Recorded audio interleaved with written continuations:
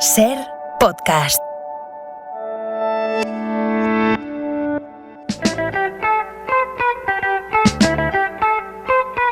María Hervás, bienvenida de nuevo a la SER, bienvenida a la Hora Extra. Muchísimas gracias. A punto de estrenar en Madrid The Second Woman, en el marco del Festival de Otoño, una obra que ya se ha podido ver en Barcelona, que acabas de interpretar en Sevilla, 24 horas sobre el escenario, repitiendo la misma escena 100 veces, con 100 hombres diferentes.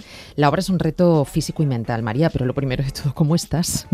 Pues estoy bien porque nadie sabe lo que puede un cuerpo. O sea, antes lo comentábamos, ¿no? Cuando llegaba aquí a la radio. Estoy bien porque se te olvida. Yo no he sido madre todavía, pero es lo que dicen las mujeres que lo han sido, ¿no? Que se te olvida el parto, por suerte, porque si no, no tendrías un segundo, ¿no? Pues esto es igual. O sea, hay un momento en el que te quieres morir, literalmente. En mí, en concreto, es en la franja entre las 3 y 9 de la mañana. Esas 6 horas han sido criminales las dos veces, Barcelona y Sevilla. Pero luego se te olvida. Al día siguiente, cuando salí a las 6 de la tarde, me fui directa al hotel en las dos ocasiones. Y dormí esta segunda vez 12 horas, que yo creo que lleva sin sucederme algo así desde que yo era adolescente.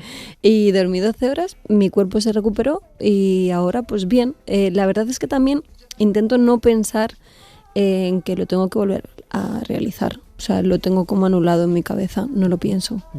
¿Cómo te preparas para estar actuando 24 horas? ¿Hay algún tipo de preparación? ¿Haces algo los días de antes? No te preparas, de verdad no te preparas. ¿Duermes más?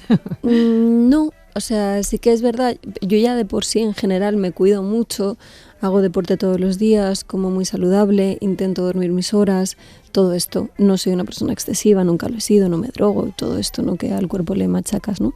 Entonces, pues seguir un poco con mis rutinas.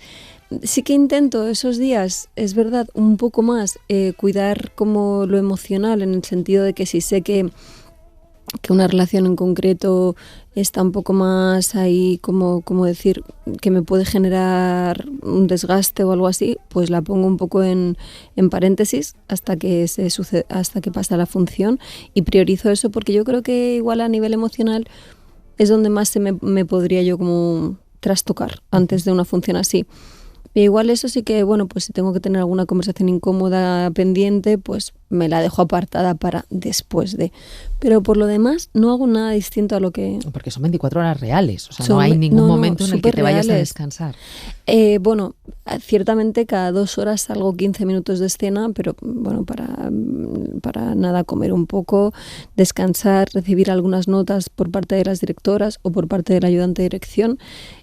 Poder ir al servicio y poco más, porque en 15 minutos no te da tiempo a nada más, y más que nada pues a pegar 4 botes con la gente de tu equipo, de mi equipo en este caso, para volver a autoanimarte y para seguir con la... seguir adelante. Claro, con la gesta. Hablabas de las autoras de la obra. La obra está inspirada en la película de John Cassavetes, Noche de estreno. Ya ha pasado por ciudades como Sydney, Londres, Nueva York. ¿Qué es lo que te empuja a decir sí al proyecto y cómo llegas a él? No me empuja a decir que sí. Yo encuentro el proyecto porque veo a través de las redes sociales yo juraría que es el Jambic Theatre o el Royal Court, no sé, uno de los dos teatros de Londres que me gustan mucho. Veo que Ruth Wilson, que es una actriz a la que admiro mucho, había hecho esta función y lo veo anunciado en las redes sociales y veo 24 horas, Ruth Wilson, 100 masculinidades. Digo, ¿pero qué es esto? ¿Qué es esto? Y como yo tengo una agenda, un cuaderno en el que voy apuntando los proyectos que me interesan, pues apunto este proyecto y llamo a mi productor, a Domenech, a Vito Producciones, y le hablo de este proyecto igual que le hablo de 5 o 6 proyectos más.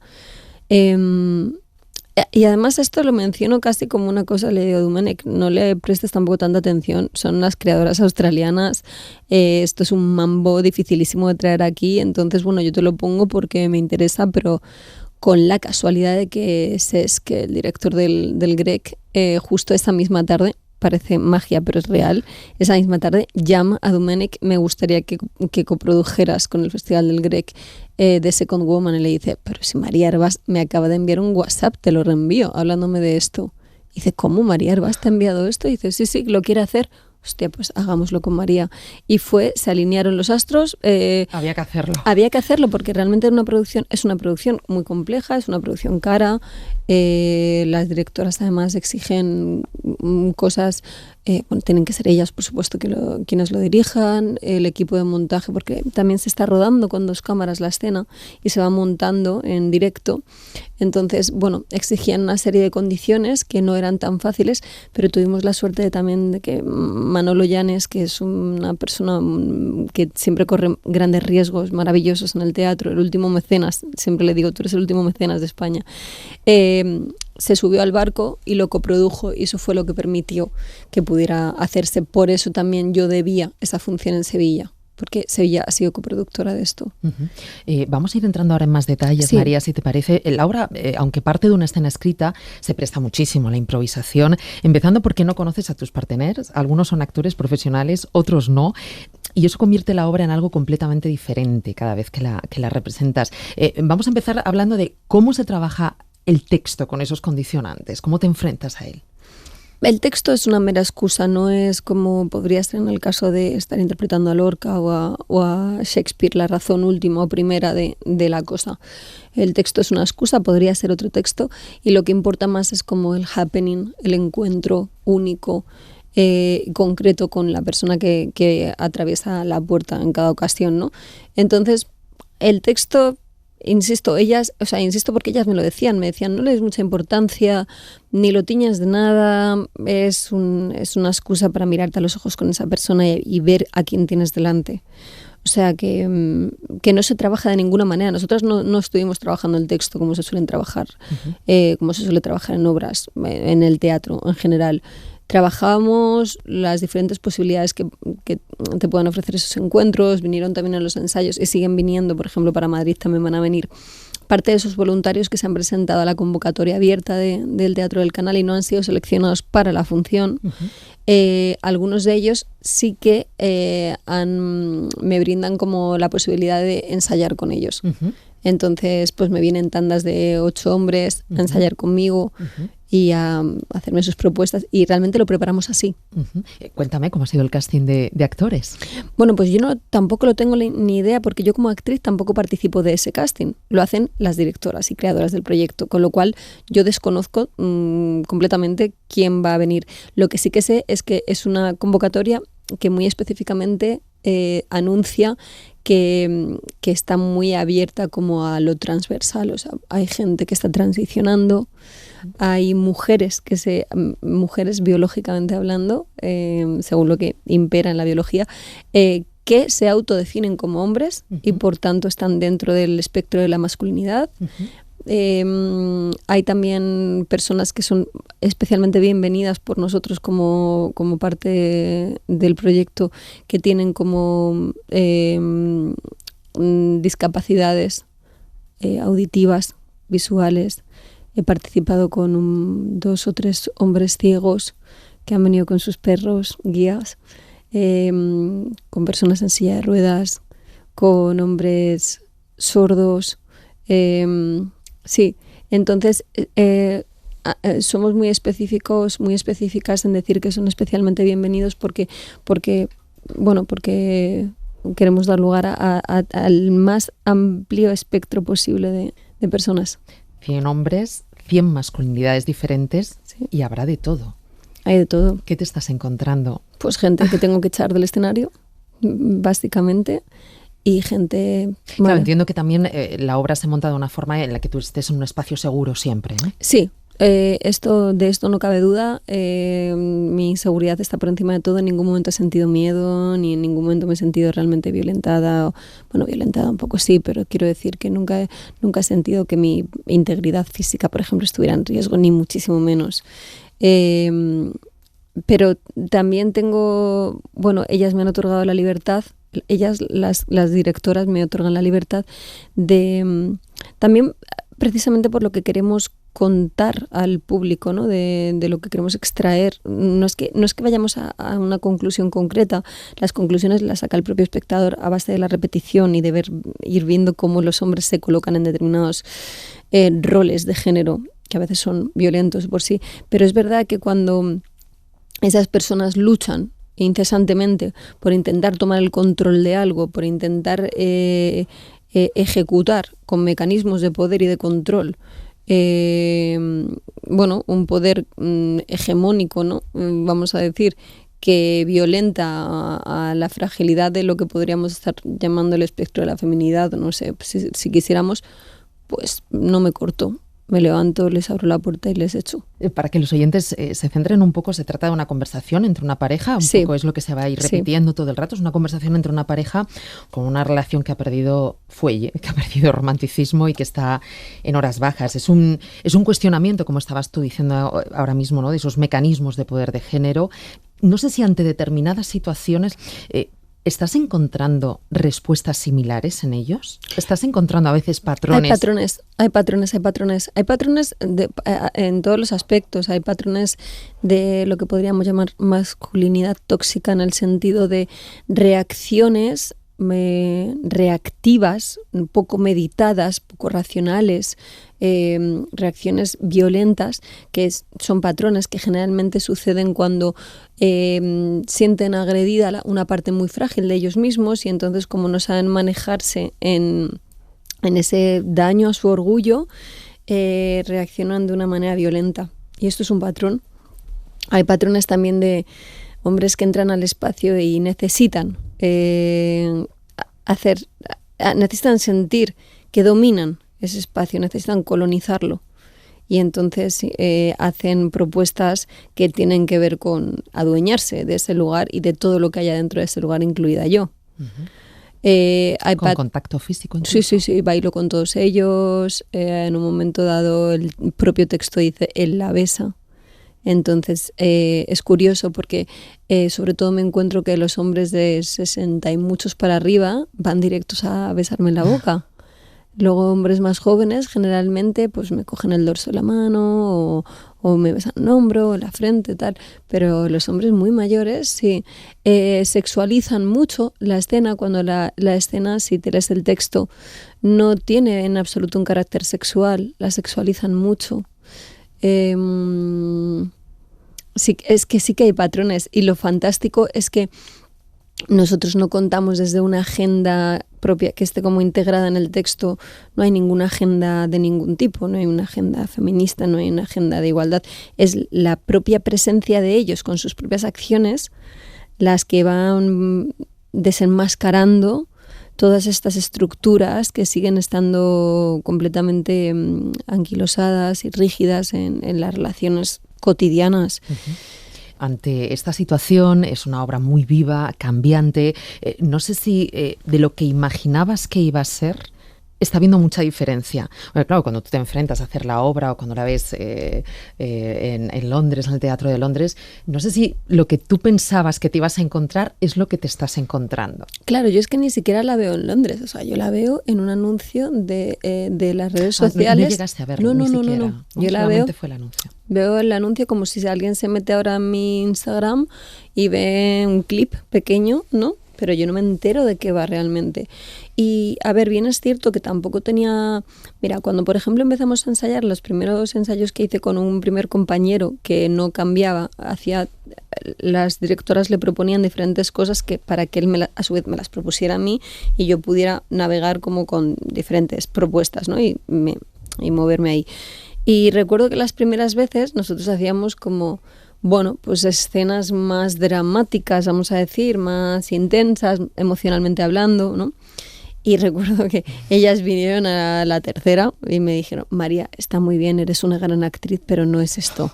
O sea, porque tú no sabes lo que significa aguantar 24 horas haciendo eso, no podrías, es agotador, ¿no?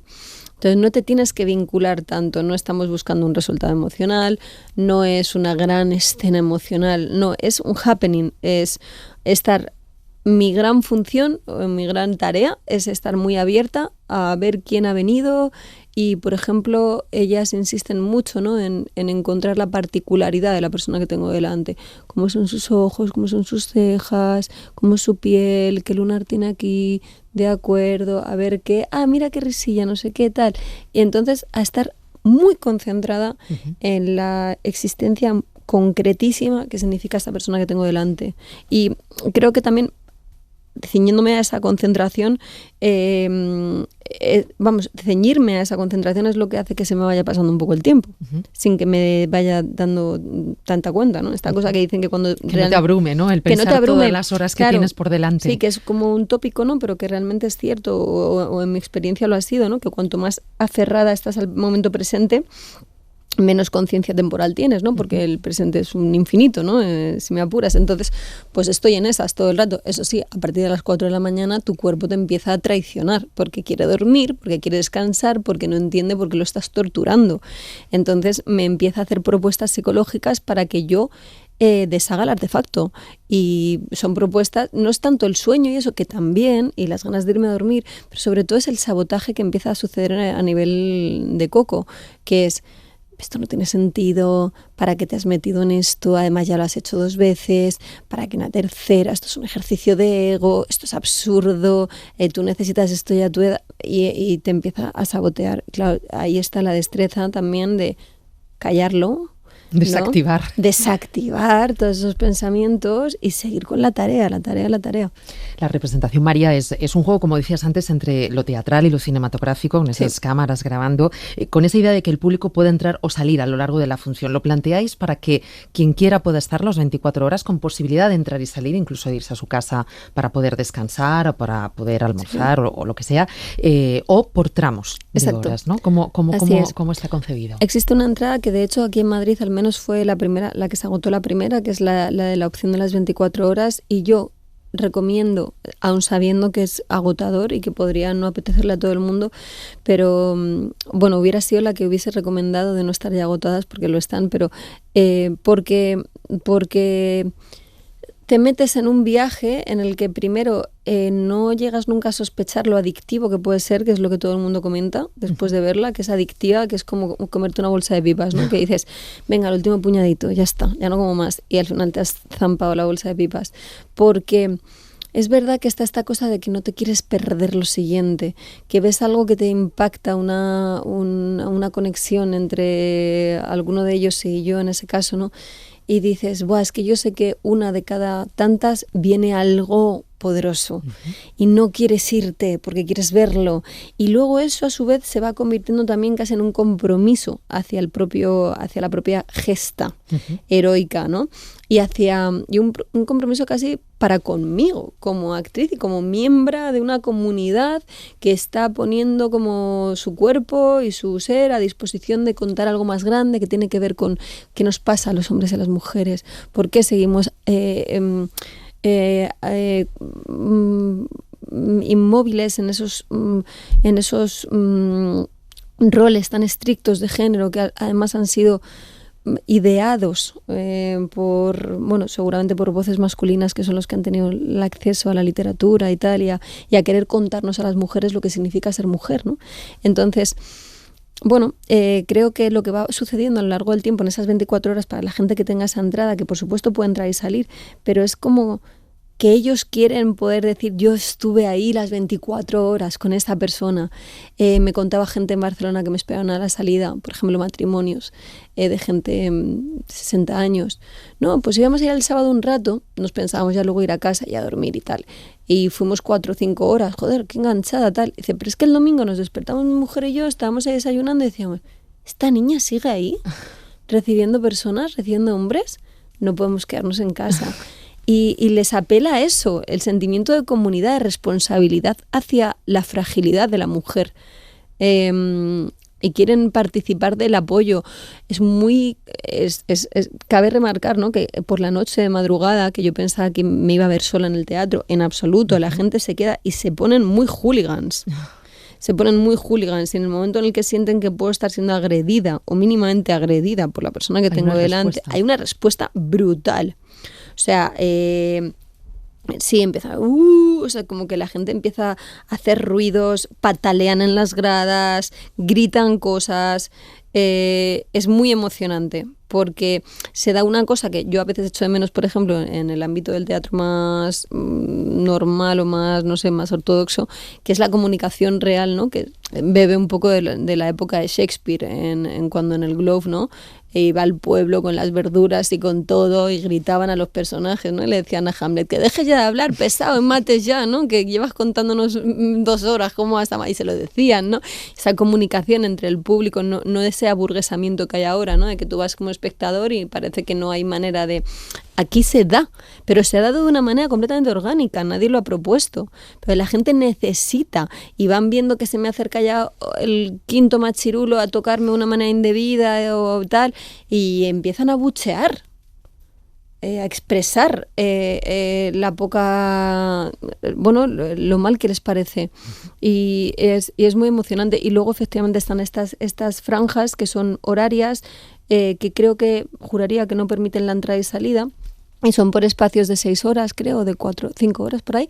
Y hay varias también que, bueno, pues para la gente que tenga claro o que simplemente no pueda o no quiera o tal, pues puede ir el domingo de 12 a 6 de la tarde, por ejemplo, a ver el final o sí.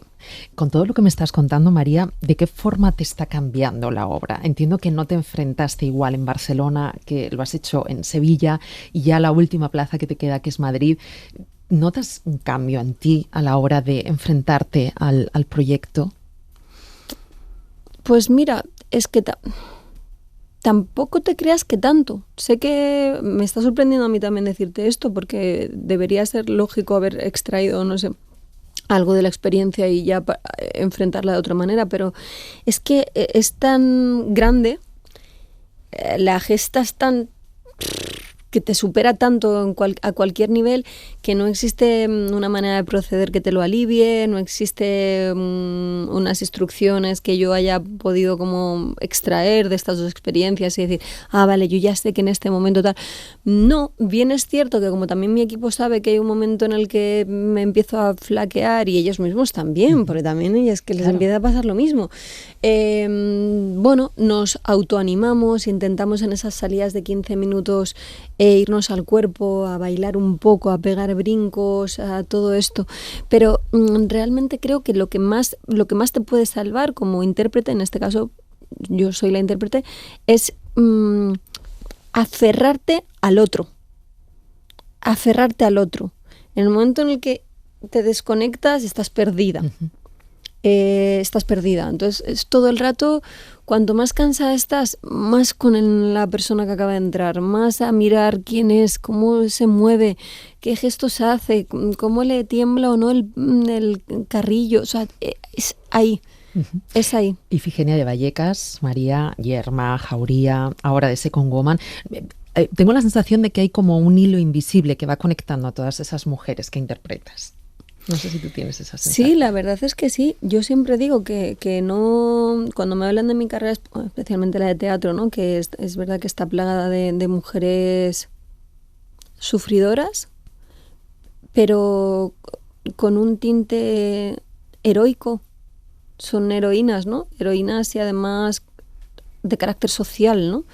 Casi se sacrifican a sí mismas en pos de un bien común comunitario, ¿no? En Ifigenia claramente esa sería la definición del propio mito, ¿no? Y en todas las demás, sí, Confesiones a Alá, Yerma, Jauría, efectivamente. Pero es que, bueno, creo que hay algo en mí que me lleva también, sin darme cuenta, casi inconsciente, a ostentar ese lugar heroico, si me apuras, desde la ficción, que me gusta. Creo que tengo algunas condiciones como persona y como actriz que facilitan que yo pueda encarnar esas. O sea, creo que soy una tía muy fuerte, me han educado así, no me cuesta asumir responsabilidades, me gusta asumir responsabilidades, me gusta encontrar un lugar político como ciudadana, como ente político dentro de mi comunidad. Luego a la vez también soy súper frágil y súper pequeña y me haces daño con una mirada, y eso también creo que hace que las demás personas se sientan cómodos y cómodas conmigo y que además empaticen con bastante facilidad. Entonces me imagino que son esas cosas las que me han ido llevando a encarnar estos personajes, que les estoy tremendamente agradecida. Es cierto que compaginas cine y televisión con el teatro, pero en registros muy diferentes, María. Siempre vuelves al teatro como si para ti fuera como un refugio donde poder desarrollar un determinado tipo de personajes, que quizá en el audiovisual te vemos de otra manera. Claro, a ver, yo el teatro, por suerte, ya desde hace bastantes años, puedo decir que lo elijo.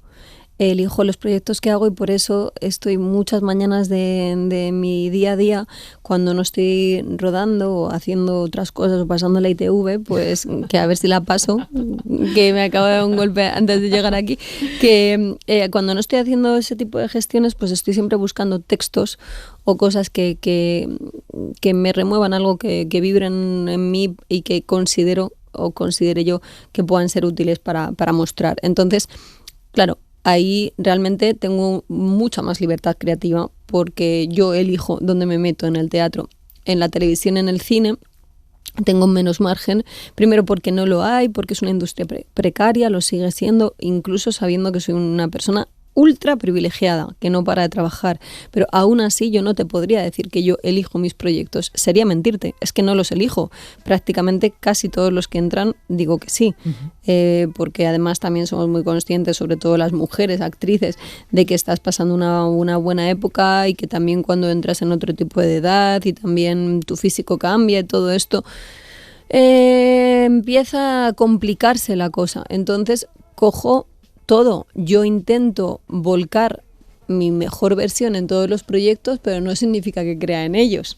Que se lo digan a Demi Moore. Claro, la sustancia, ¿no? También ahora tengo muchísimas ganas de ver la peli. Entonces, claro que podríamos decir casi que hay dos Marías, ¿no? Si coges mi carrera teatral es una que de alguna manera creo que es la que más me define, sobre todo porque es la que he elegido, la que voy eligiendo yo, y la otra que también la firmo encantada, ¿eh? Y suscribo cada uno de mis trabajos y no me arrepiento de ninguno, y creo que también, por ejemplo, en contra de lo que igual yo pensaba cuando era más jovencita, salía de la escuela y tal, que siempre he sido yo muy con una tendencia a la intelectualidad y al cine de autor y a un montón de cosas y al pensamiento filosófico, pues pensaba que también las comedias que a veces hago más frescas, ¿no?, que decía, esto no tiene ningún sentido, no estoy aportando nada, y me he dado cuenta con los años, que también te hacen más sabia de alguna manera, que el humor es absolutamente necesario para una sociedad, para que esté sana, para te da la posibilidad nos da la posibilidad de vernos reflejados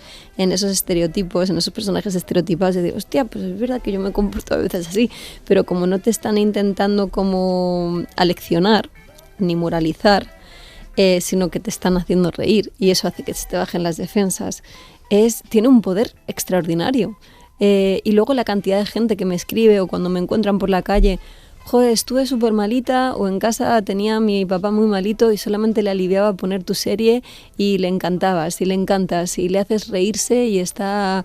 Y eso, cuando te vas dando, pues eso, cuando te vas haciendo mayor y cuando el mundo ese más infantil va desapareciendo y tus seres queridos empiezan a enfermar y bueno, la vida, ¿no? La vida, te vas dando cuenta de que no creo que haya tampoco muchas cosas más valiosas que poder hacer reír y aliviarle a alguien un pesar, un dolor, ¿sabes? Entonces estoy muy orgullosa también de eso. María, esta es la semana que viene en Teatros del Canal. Sí. ¿Y qué tienes más entre manos? Porque no paras. No paro. La verdad es que no. Mira, tengo una película que rodaremos en Barcelona que todavía pues creo que no puedo anunciar. Yo voy a intentar decirte las cosas que se puedan. Está confirmada la 4ª temporada de Machos Alfa y la vamos a rodar. Está confirmada la 3ª temporada de El Inmortal y la vamos a rodar. Hay otra serie también por ahí que está confirmada, pero creo que como todavía no se ha anunciado, yo no la puedo anunciar. Y pendiente también de una contestación a un casting que hice el otro día, que la verdad es que me haría muchísima ilusión que me saliera. Pues así nada, que bueno, veremos por aquí otra vez. Por favor, las veces que haga falta. Muchísimas gracias por haber estado en un placer, María. Gracias.